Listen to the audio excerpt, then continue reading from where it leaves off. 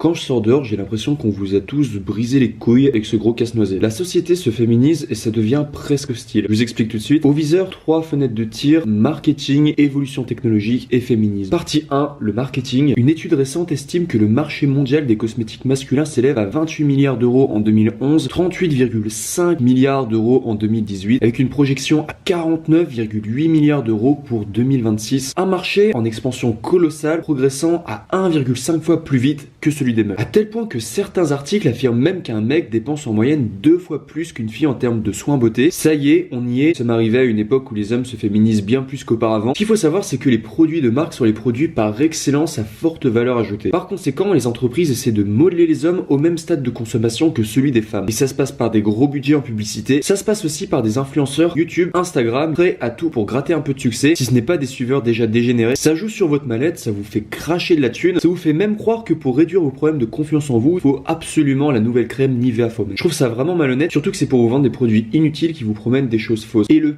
pire dans tout ça, c'est que ça marche vraiment et qu'ils arrivent à vendre leur merde. Au point même qu'aujourd'hui, je vois un décalage tellement fort entre les pubs et la réalité que je vois de plus en plus de filles se plaindre de ne plus trouver de vrais hommes. Partie 2, la technologie, où la femme qui devient de plus en plus homme. Aujourd'hui, la femme moderne va rechercher la calorie, même si ça va à l'encontre de centaines de milliers d'années d'évolution. Ça ne choque personne parce que la société s'organise toujours autour de ceux qui produisent. Et même si beaucoup de personnes essaieront de vous dire « Oui, mais tu sais, la femme, elle a évolué parce qu'elle est devenue plus forte », en réalité, c'est plutôt parce que le contexte économique lui est franchement plus favorable aujourd'hui. Avant, pour produire de la valeur, c'était avant tout une question de capacité physique. C'est d'ailleurs pourquoi on choisissait l'homme pour des raisons stratégiques de survie. De nos jours, c'est différent. Avec le remplacement par la machine, c'est un véritable glissement de secteur que nous rencontrons. Désormais, ce sont les capacités cognitives et relationnelles qui priment avant tout. Partie 3, le féminisme. On lui attribue souvent l'image d'une femme qui s'émancipe pour le bonheur de tous. L'envers du décor n'est pas aussi enchanteur, car il est contrôlé par des personnes à motivation rancunière. Voulant à tout prix l'égalité des sexes, mais seulement quand ça l'arrange, il réclame le beurre et l'argent du beurre, rejetant toutes les études scientifiques critiquant les théories du genre. C'est un catalyseur de haine et de miniaturisation des testicules. Et en somme de ces 3 raisons, donc du coup marketing, évolution technologique, féminisme, RIP, la polarité masculine, on dit que la société se féminise. Et factuellement, cela n'a jamais été aussi médiocre au niveau des familles. Autour de moi, je vois des ménages exploser, beaucoup d'innocents grandissent sans père ou balancés à la crèche, et vous allez me dire, oui mais c'est pas de notre faute, j'y suis pour rien, mon copain c'était un connard. Désolé, mais vous avez votre part de responsabilité. Et je vais vous expliquer pourquoi. Si je devais pointer du doigt un vrai responsable, je dirais que c'est à 90% l'hypergamie. Qu'est-ce que c'est l'hypergamie? C'est la recherche constante d'un partenaire toujours supérieur à soi. On veut toujours mieux, plus élevé dans les classes sociales. C'est comme ça qu'une femme aime un homme, même si elle ne vous l'avouera jamais. Tout simplement parce que par impératif biologique, elle a besoin d'être fascinée par quelqu'un de solide. De la même manière qu'un homme sera fasciné par une belle femme attentionnée, parce qu'il le sait inconsciemment qu'elle est en capacité de procréer des gosses en pleine santé. Ce qui nous fascine, c'est toujours ce que l'autre fait que nous on n'arrive pas à faire. Mais la question que j'aimerais bien vous poser du coup, si vous supprimez l'identité des genres et que toutes les femmes montent en gamme, comment fait un mec maintenant pour fasciner une fille? Il doit devenir millionnaire, il doit devenir un acteur reconnu, il doit obligatoirement faire partie de l'élite. Présentement, comment on sacralise le couple, qui sera d'ailleurs le sujet traité dans ma prochaine vidéo. Ma conviction personnelle est que les seuls mecs qui parviendront à garder leur femme amoureuse dans notre société moderne seront 1. Les pervers narcissiques qui représentent à peu près 2 à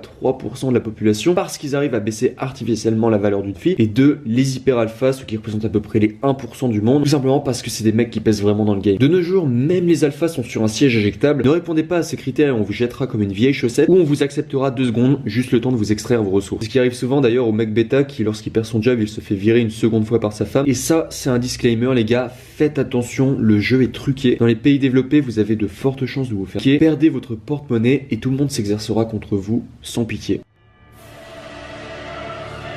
En tout anonymat, prenons Jules, 5 sur 10. Il a beaucoup réfléchi et s'est décidé, il veut lui aussi des enfants. À une seule condition, tu pourras m'offrir un nouveau camping-car. Personne élégance. Je pourrais pas acheter ton nouveau camping-car. Tu n'as pas le droit de refuser. Parce que je suis enceinte de toi. Si tu ne fais pas ce que je t'ordonne de faire, je n'hésiterai pas à avorter.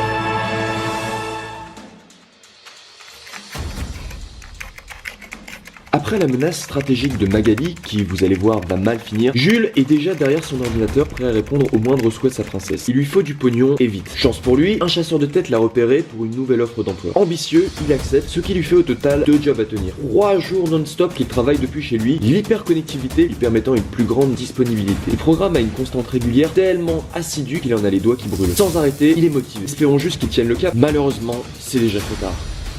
Il commence déjà à avoir ses premiers symptômes de burn-out. D'abord, trouble du sommeil. Il faut dire aussi que Magali l'avait viré du lit parce qu'il ronflait trop, il en était perturbé. Perte du plaisir au quotidien, un vrai robot obéissant à toutes sortes de tâches sans la moindre émotion. Puis, perte de mémoire progressive, le pire de tous, car ça l'handicape sérieusement pour ses travaux. Et de la même manière qu'un unijambiste essayant de jouer de l'orgue, il fait la blinde de faute d'inattention et commence à devenir vraiment nul à chier. Ses supérieurs lui font remarquer. Au fait, t'as fait ça comme erreur. Pourquoi, nom de Dieu, est-ce que tu ne respectes pas le cahier des charges? Ce n'est pas compliqué pourtant. Nos clients ne vont pas être contents. Sa femme, elle aussi, rajoute son grain de sel à base de T'es con, oui tu le fais exprès. Comment t'as pu oublier le ticket caisse? Imbécile, tu ne comprends pas que je suis enceinte. Va te faire mettre. Trou du cul. noyé sous une charge croissante de travail en compagnie d'une femme hystérique et incontrôlable. Trop de pression, il va exploser. Le voilà qu'il se met à fermer les yeux.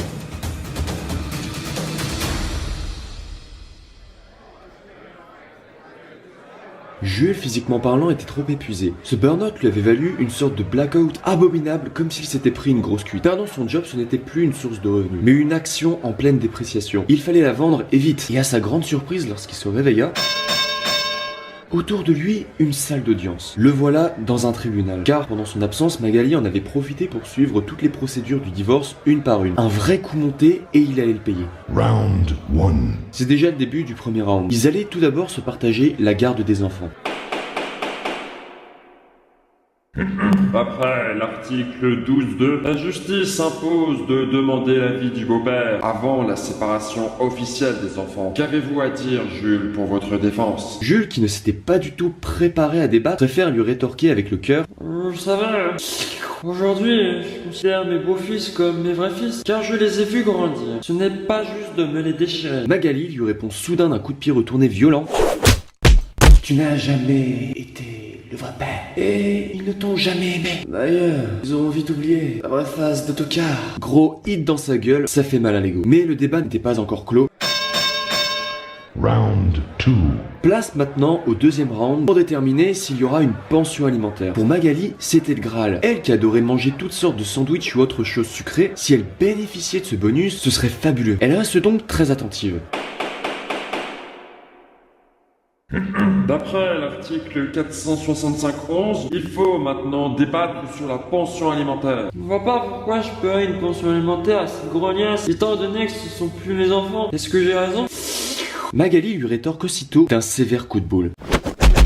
Objection. Ne voyez-vous pas que, depuis des mois, je porte un bébé? Ne pensez-vous pas qu'il me prend aussi de l'énergie? Je réclame donc une pension alimentaire pour son bien-être. Ah ouais? T'es sûr que t'attends un gosse? C'est pas une maladie cardiaque plutôt? Espèce de mètre cube. Oh toi, tu peux parler. Le balai à chiottes. Faites quelque chose, monsieur le juge. Il m'embête. Heureusement que le juge était là pour stopper les chamailleries entre les deux parties. Il s'interpose donc. Il est vrai que la justice encourage toujours ceux qui gagnent le moins. Ce n'est pas l'égalité que nous recherchons, mais l'équité. C'est donc débattu. Magali aura le droit à une pension alimentaire de 290 € par mois. Jules en perd toutes ses dents. Ses poches sont en sang. Mais il faut qu'il garde l'esprit, car le combat n'est pas encore fini. Round 3. Déjà, le run 3, ou le run ultime pour partager l'usufruit du domicile et la voiture. Jules, qui s'était déjà pris 2 impacts monstrueux, en souffrait. Il était à la limite du chaos. Mais il ne fallait pas qu'il se laisse faire, surtout devant un adversaire de taille, David contre le gros Goliath. D'après l'article 33.15, s'en suivra un échange autour du partage de la maison et du véhicule motorisé. Avez-vous réfléchi à vos arguments, Jules? J'ai bossé comme un chien ces dernières années pour acheter cette maison, pendant que l'autre regardait c'était la réalité. Aujourd'hui, c'est remboursé à 50% environ. Diriez-vous de lui refiler le reste? On partage plutôt l'équitable? Magali, aussi affable et sans pitié qu'elle est, c'est Mac Tyson qui lui arrache l'oreille. Objection. J'ai 2 enfants et bientôt un 3e. Je demande donc la maison, la voiture pour aller faire les courses et même une prestation compensatoire pour un niveau de vie que je vais manquer. Elle disait vrai. La loi protégeait toujours ceux qui ont la garde des enfants. De plus, parce qu'elle ne travaillait pas, elle avait le droit à un avantage supplémentaire de prestations compensatoires pour suivre son lifestyle. C'est vraiment qu'une manipulatrice. Vraiment l'hôpital qui se fout de la charité. C'est un argument très juste en faveur de Magali. Je clôt donc le débat. Cela fera donc une pension alimentaire de 290 € pour Magali, l'usufruit de la maison pour Magali, la voiture également pour Magali, et une prestation compensatoire de 125 000 € pour Magali. Maintenant, si je puis me permettre, voici le contrat. Il ne vous reste plus qu'à le signer. Finissez-le, Magali. Finish him. Je ne vais pas me priver. Merci.